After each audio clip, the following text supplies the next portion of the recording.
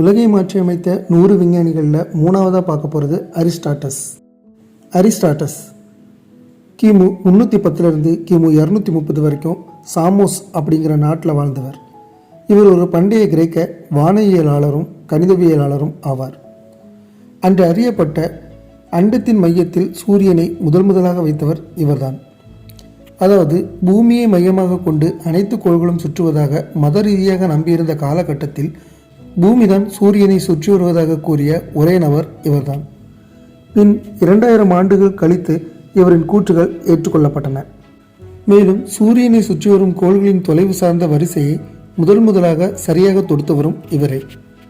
இவருக்கு முந்தையவரான அனாக்சாகோரஸை போலவே இவரும் விண்மீன்கள் சூரியனை போன்ற வான்பொருட்களே என்று கூறினார். அரிஸ்டாட்டில், தொலமி ஆகிய இருவரின் புவிமைய கோட்பாடுகளின் தாக்கத்தாலேயே இவரது வானவியல் எண்ணங்கள் உருவாகின.